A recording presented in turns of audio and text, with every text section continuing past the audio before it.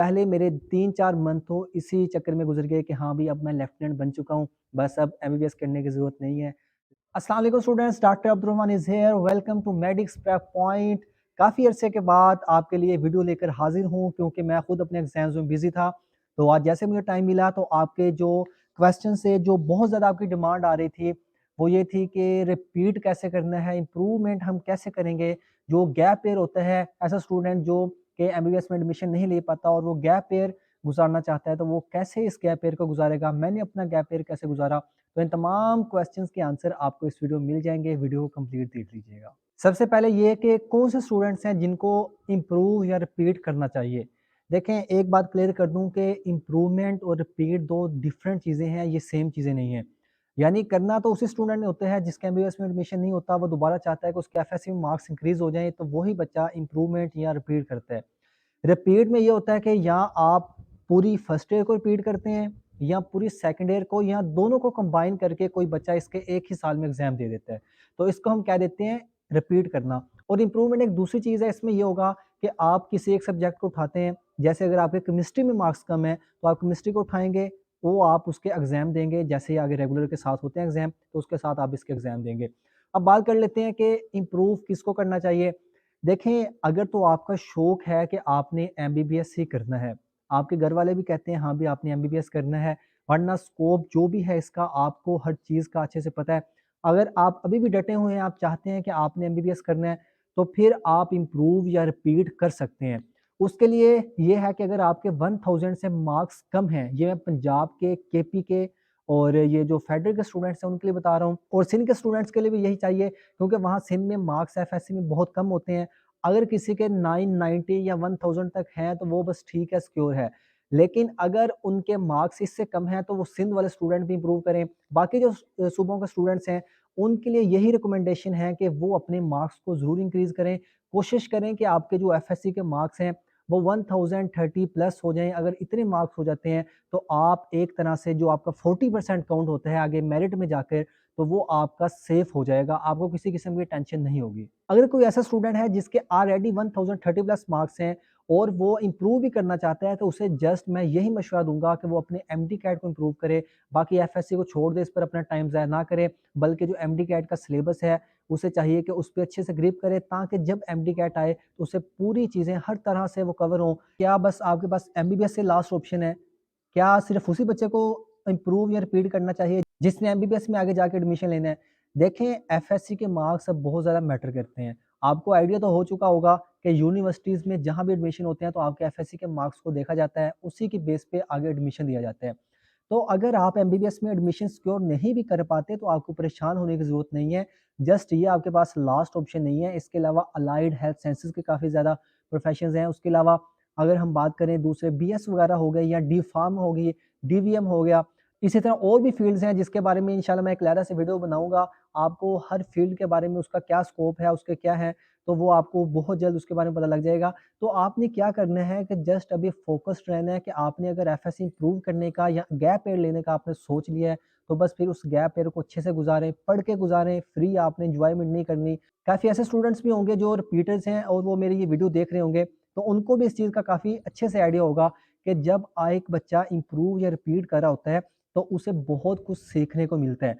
उसे देखें, जस्ट आप एफएससी इम्प्रूव नहीं कर रहे, ना आप एमडी कैट को इम्प्रूव कर रहे हैं, बल्कि आप लोगों की बातें भी सुन रहे हैं। आप जब देखेंगे आपके घर वाले, आपके फैमिली मेंबर्स या कोई बाहर के आपके रिश्तेदार जो हैं, वो आपको कहेंगे, आपको बातें सुनाएँगे, जब आपसे बार-बार पूछेंगे, हाँ भाई आप क्या कर रहे हो? आप अभी तक एफएससी में बैठे हो, आपका तो मेरिट नहीं बन सका, आप अगले साल कैसे कर लोगे? आपके तो एफएससी में मार्क्स कम है।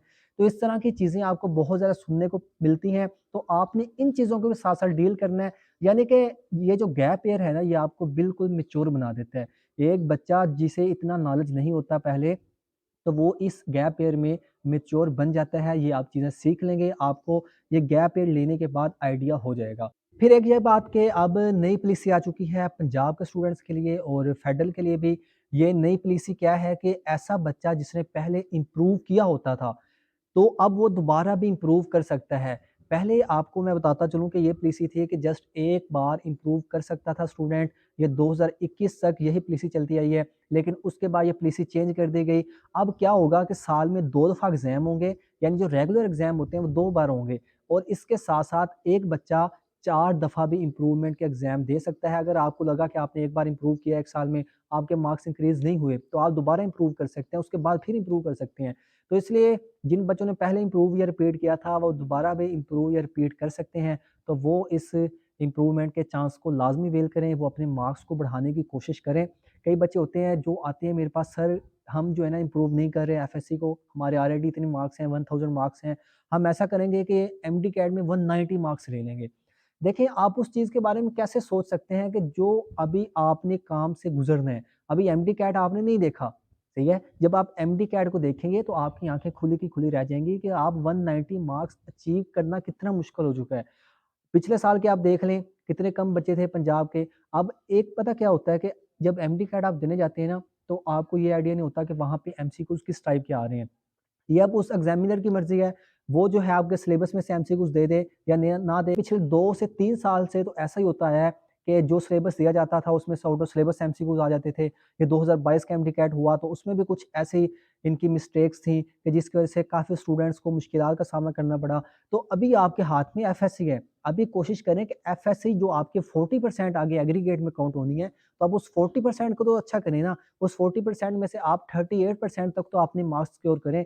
तो उसके बाद आप एमडी कैट का सोचिएगा। मैं ये नहीं कहता कि कोई स्टूडेंट 190 नहीं ले सकता, आप ले सकते हैं, लेकिन वो बाद की बात है। अभी जो आपके हाथ में है, आपने वो काम करना है, अपनी एफएससी को लाज़मी इम्प्रूव करना है। गैप ईयर को आपने कैसे गुज़ारना है?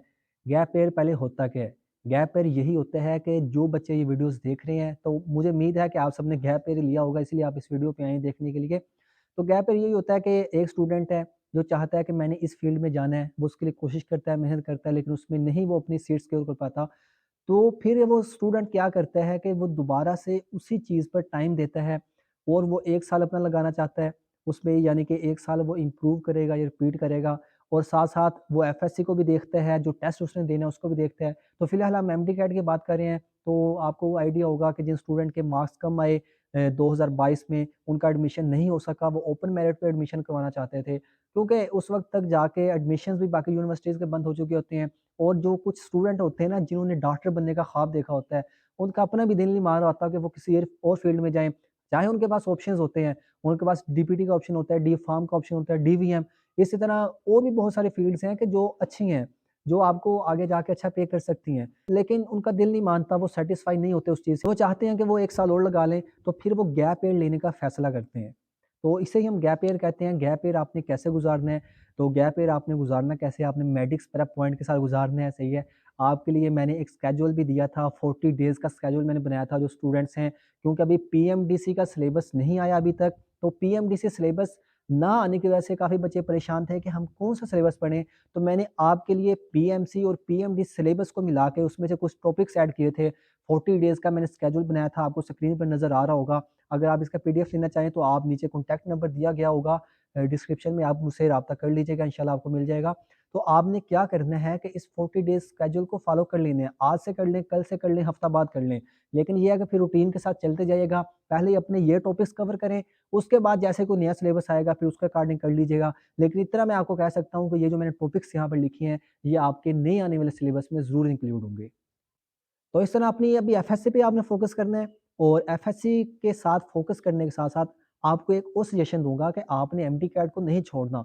आपने क्या करना है कि एमडी कैट के जो पास पेपर्स आपके पास पड़े हैं या जो कोई प्रैक्टिस बुक आपके पास पड़ी है, आपने डेली 1 घंटा या 2 घंटे उसको देने हैं। या अगर आप किसी कॉलेज वगैरह में जा रहे हैं, तो आप क्या करें, अब आपको लेक्चर लेने की ज़रूरत नहीं है मेरे ख़्याल में। लेक्चर्स आप ले चुके हैं, आपको हर चीज़ का आइडिया है, कॉन्सेप्ट्स आपके होंगे।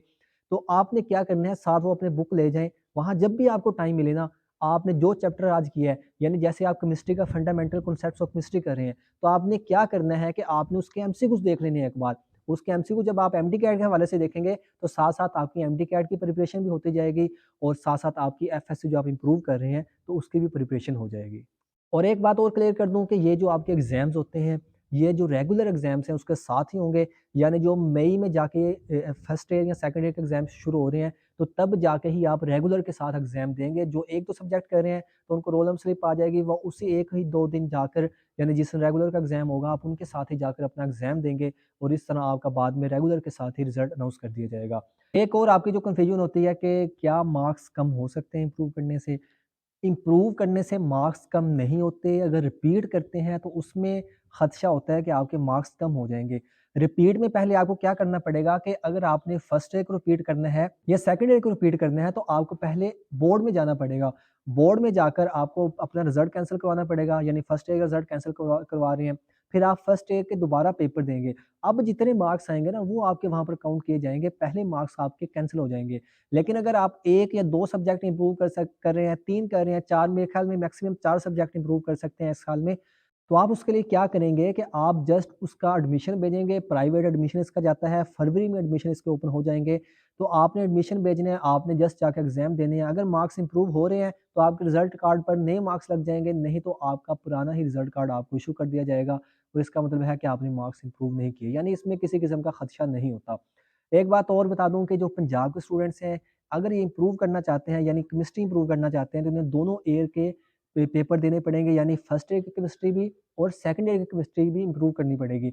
लेकिन जो फेडरल के स्टूडेंट्स हैं उनके लिए प्लीज़ ये है कि वो अगर चाहें तो 1 साल के ही यानी फर्स्ट ईयर का ही केमिस्ट्री को इम्प्रूव कर सकते हैं। इसी तरह सेकंड ईयर की अकेली करना चाहें तो उनको इम्प्रूव कर सकते हैं। उनके पास ये ऑप्शन होता है।